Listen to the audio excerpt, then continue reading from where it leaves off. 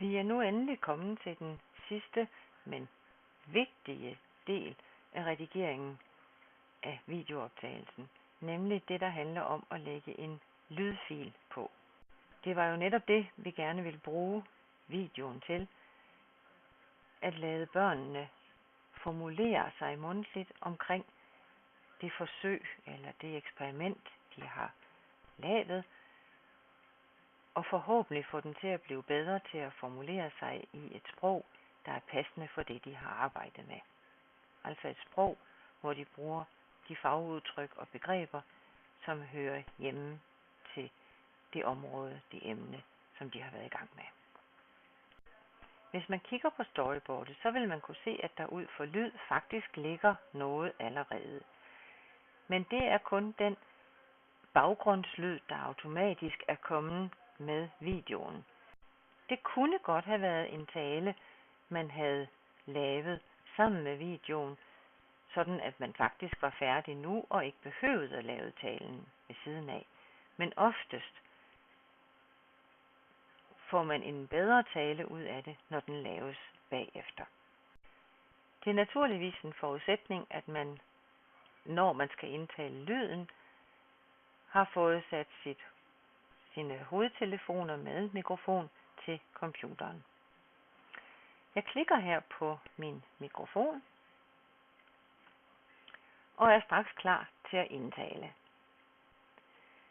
Og da det nu er starten af min video, jeg gerne vil lave en lyd til, så vil det være passende, at jeg fortæller, hvad det er for et eksperiment, et forsøg, jeg har lavet videoen over.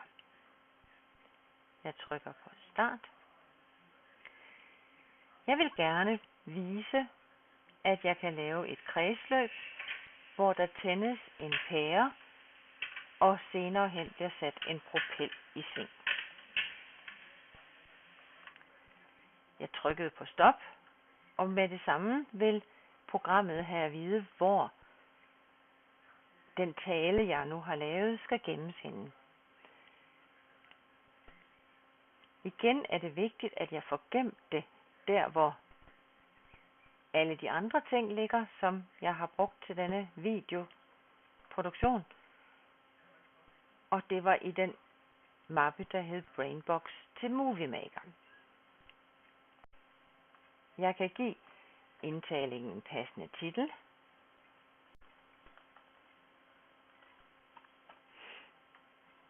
Og gemme den. Man kan nu se nede på storyboardet, at jeg har fået lavet en lang blok her, hvor min starttale ligger. Vi kan lige høre og se, hvordan det er kommet til at se ud.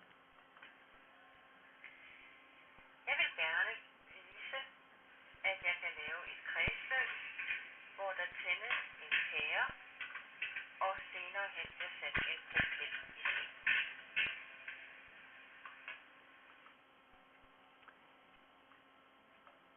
Det kunne være, at jeg nu synes, at den titel, jeg har på videoen, at det er den, man skal kunne se, mens hele talen. Derfor vil jeg trække den hele vejen over, så de to dele nu er lige store. Nu ser det sådan ud. Jeg vil gerne vise, at jeg kan lave et kredsløb, hvor der tændes en pære, og senere hen bliver sat en propel i sving.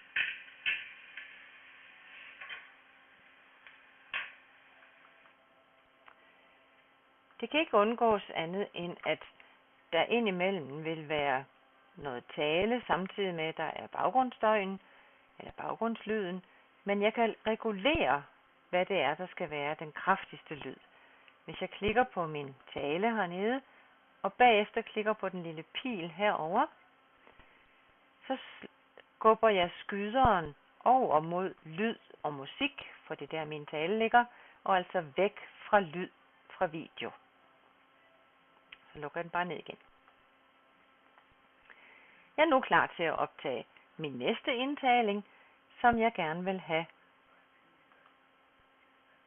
skal være lige her. efter min start. Jeg starter. Jeg har sat batterierne på plads på bundbrættet og er nu i gang med at sætte forskellige ledere på. Jeg er startet med en 3-punktsleder, og den forbinder jeg nu med batterierne. Jeg skal igen have gemt min lydfil, og den her gang synes jeg måske, det er meget passende, den hedder nummer 1, fordi nu er jeg ligesom kommet i gang med selve min video. Vi tager lige og kigger lidt igen. Jeg tager den lige lidt herfra.